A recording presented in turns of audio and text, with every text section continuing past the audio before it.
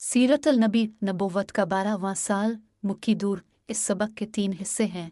1 मेराज, 2 पहली बैत, 12 अफराद, 3 हज़रत मुसब बिन उमैर रज़ी अल्लाह अन्हु मदीना में। पहला हिस्सा मेराज का सफ़र। कई सालों से मुश्रिकीन मक्का का जुल्म और सितम जारी था। नबी के दिल को मजबूत करने और अल्लाह पर भरोसा मज़ीद पुख्ता करने के लिए अल्लाह की जानिब से रसूल को ख़ास तोहफ़ा मेराज अता हुआ। हज़रत जिब्राईल अलैहिस्सलाम आपको अपने साथ मक्का से बैत अल मक़दस ले गए। इसको इसरा कहते हैं। बैत अल मक़दस में अपने तमाम अम्बिया की इमामत फरमाई। फिर हज़रत जिब्राईल अलैहिस्सलाम आपको आसमानों पर ले गए। इसको मेराज कहते हैं। वहाँ आपको 7 आसमानों की सैर कराई गई। हर आसमान पर आपकी मुख्तलिफ अंबाई किराम से मुलाकात हुई। जन्नत और दोज़ख के मनाजिर भी आपको दिखाए गए। इसी मेराज के सफ़र में उम्मत मुस्लिमा पर 5 वक्त की नमाजें फ़र्ज की गई और सूरा अल बकरा की आखिरी 2 आयात भी अता की गई। असबाक व अमाल। मेराज के इस वाक़ये से पता चलता है कि अल्लाह ताला के नज़दीक रसूल अल्लाह का मकाम कितना बुलंद है। क्या हम भी प्यारे नबी के इस बुलंद मर्तबे की कदर करते हैं? फ़र्ज़ नमाज़ों को पाबंदी के साथ अदा करें और दूसरों को भी हिकमत के साथ इसकी दावत दें। दीन की खातिर कभी कभी अपने इर्द गिर्द के इलाकों में भी जाए।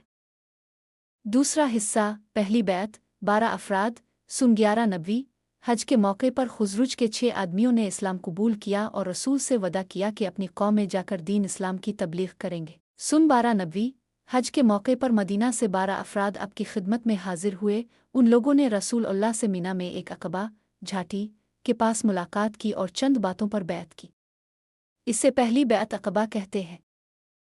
असबाक व अमाल। कौम के बड़े और ज़िम्मेदार लोगों को दीन की खिदमत के लिए आगे आना चाहिए ताकि उन्हें देखकर अवाम और ख़ासकर बच्चों में नेक काम करने का शौक़ और जज्बा पैदा हो। खुद में दीनी गैरत और ईमानी कुव्वत पैदा करें और अपने अखलाक को बेहतर बनाएं ताकि दूसरे लोग भी इस्लाम को सही तौर पर समझें।